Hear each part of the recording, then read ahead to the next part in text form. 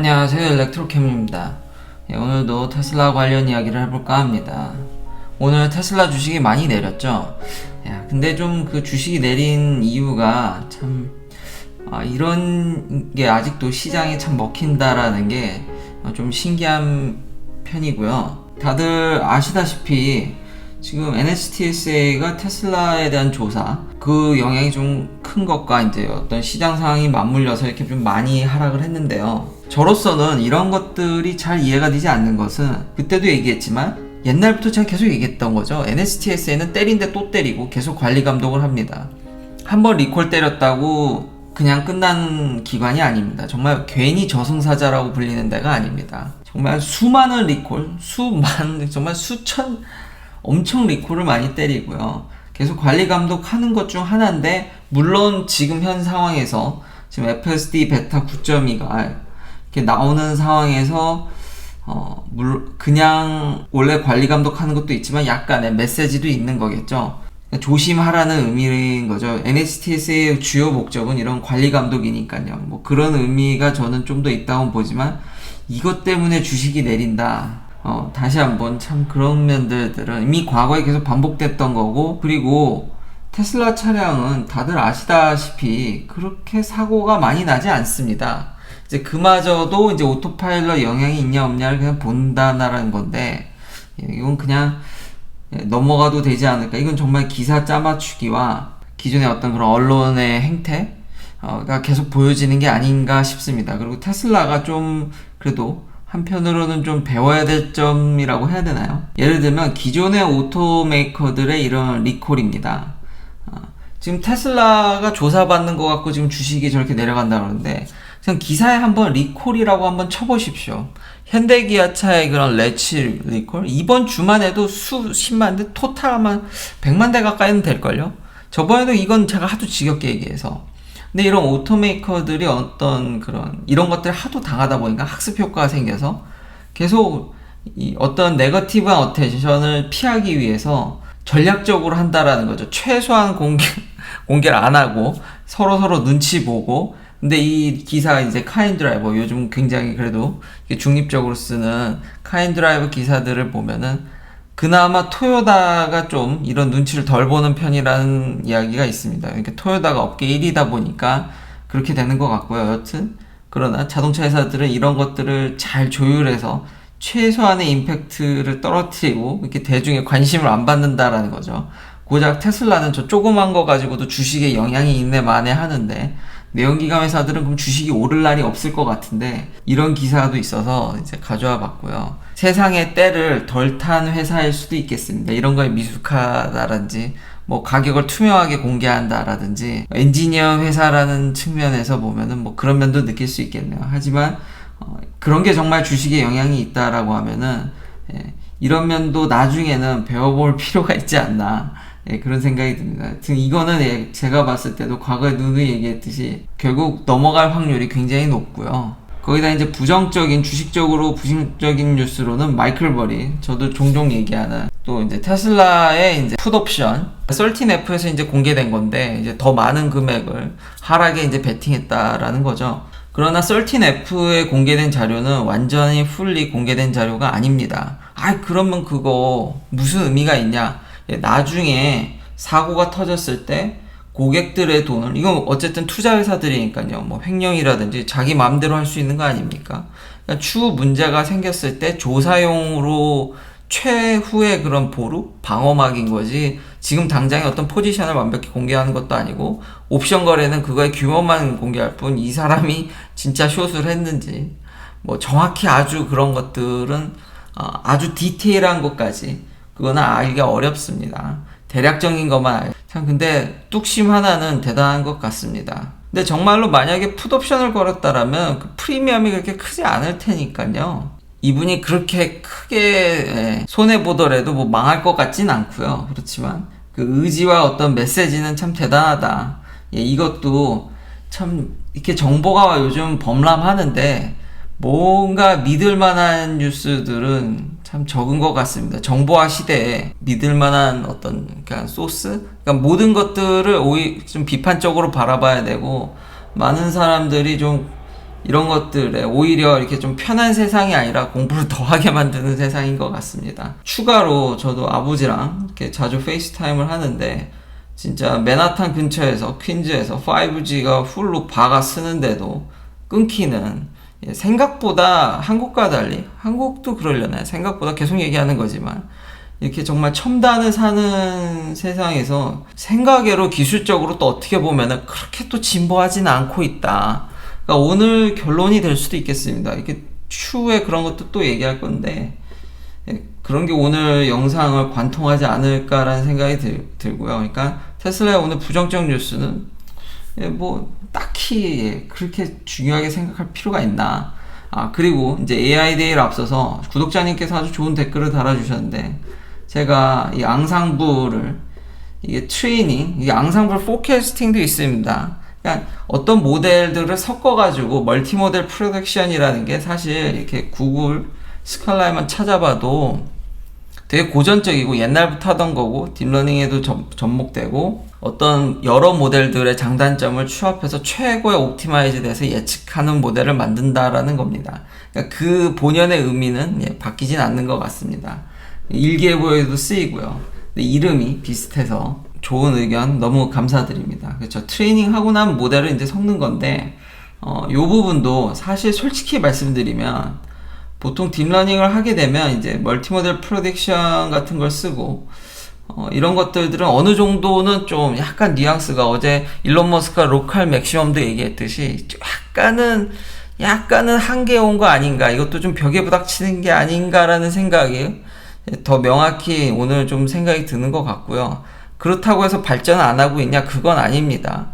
그러니까 이런 멀티모델 프레딕션을 통한 뭐 엣지 케이스가 될 수가 있고, 기존에 있던 차량들의 프레딕션을 예측하는 걸 수도 있고, 그러니까 AI 데이가 좀 기대되는 거죠. 요것에 대해서 좀 더 자세한 설명이 AI 데이에서 일론 머스크가 직접 밝힐 것 같으니까요. 혹은 안드레 카파시든. 그래서 좀 기대되는 면이 있고, 데이터도 늘리고 있고, 그러니까 약간 벽에는 부닥친 것 같은데 온갖 방법을 다 동원해서 아직까지는 발전하고 있다. 신기술을 접목하는 거는 참 쉽진 않지만 아직은 AI에 있어서 소프트웨어적인 측면에서는 다시 한번 봐도 계속 발전할 여지는 있다. 그렇지만 일론 머스크의 어제 그런 셋백, 퓨어 비전으로만 하기 때문에 약간 뒤로 갔다가 포텐셜은 더 키웠지만 그런 발언들이 자꾸 걸리긴 합니다. 테슬라의 진짜 걱정거리를 이야기하기 전에 이런 기존의 내연기관 회사들의 리콜, 제가 뭐 할 주제가 없으면 이거 할까도 맨날 생각한다고 했죠. 요걸 빼먹고 얘기를 안 했는데, BMW 리콜 얘기입니다. 미국 얘기죠. 한국은 모르겠습니다.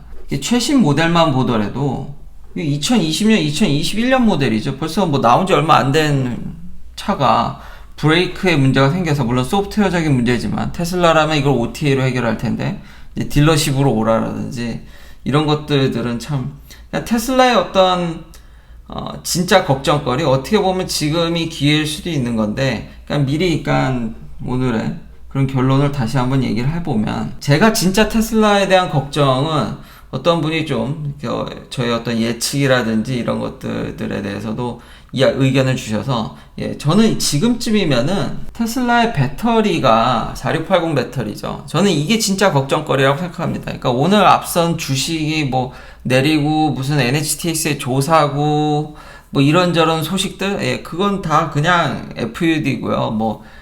그렇게 뭐 심각한 것은 아닌 것 같고, 저의 진짜 걱정은 역시 배터리입니다. 이게 안 나오고 있죠. 지금 1년이 다 돼가는데, 1년이 사실 뭐 배터리 데이 때 일론 머스크가 파일럿 라인을 돌린다는 얘기를 하면 것까지 포함하면 1년이 넘었을 수도 있습니다.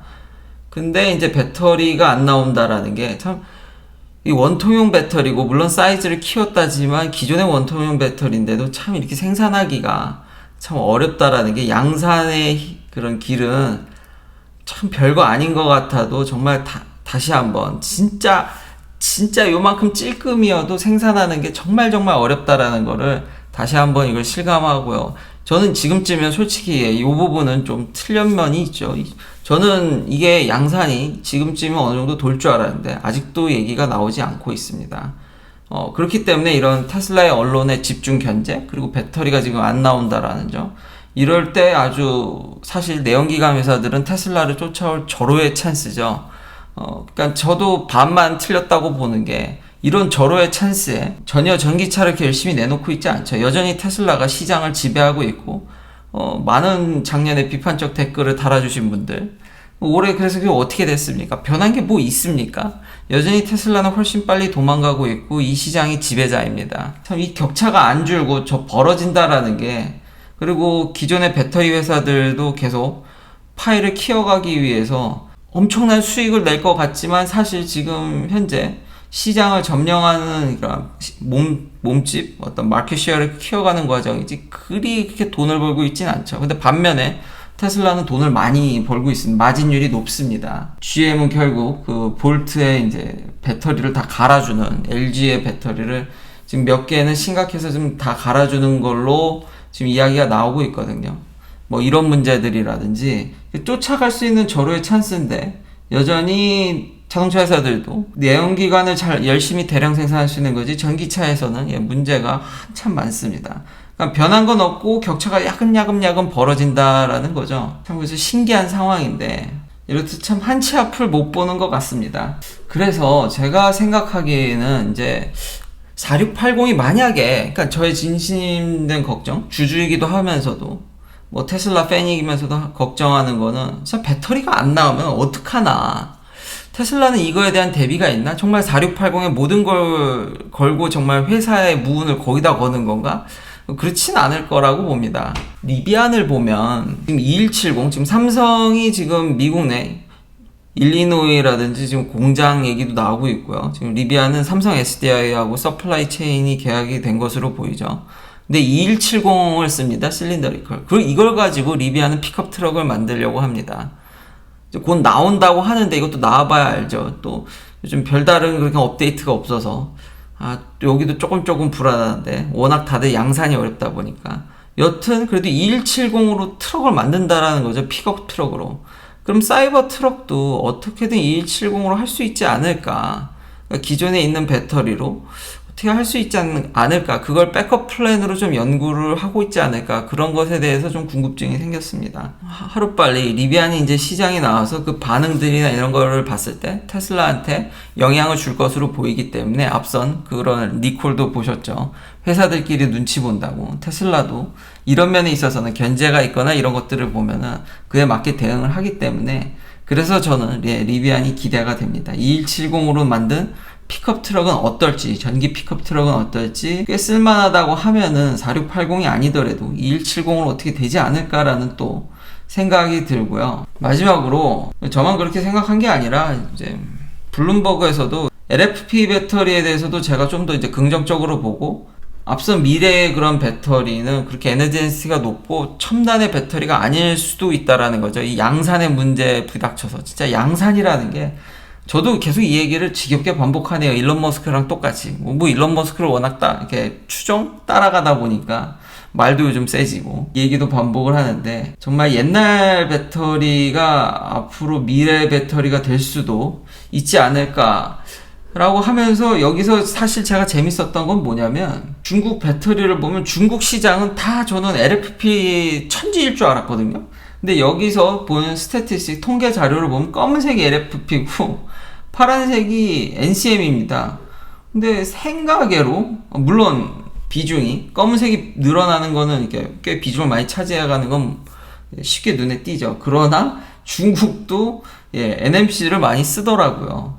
이런 부분들이 재밌어서 이건 가져왔고요. 그렇지만 결론은 이미 잘 알려진 것도 이렇게 양산하기가 쉽지 않은데 앞으로 정말 솔리드 스테이트 배터리가 올지 그런 거는 참 꿈꾸기 어려울 것 같고 테슬라의 사이버 트럭이 4680이 아닌 2170으로도 어떻게 되는 거를 되지 않을까 뭐 그런 생각을 갖게 됐긴 합니다. 저의 진짜 걱정은 4680 배터리가 나와야 될 텐데 저게 안 나와서 지금 앞선 그 주식에 영향되는 무슨 조산이 이런 거는 하등에 제가 봤을 때 제일 개인적 의견입니다. 그렇게 큰 영향이 없다고 보고 그냥 연례 행사고 그런 거였으면 뭐 BMW는 벌써 박살이 났어야 되는 거 아닙니까? 이런 거 뭐 하루 이틀도 아닌데 BMW 뿐만 아니라 찾아보십시오. 진짜 한 달에만 터지는 리콜도 무지막지하게 많습니다. 다른 회사들은.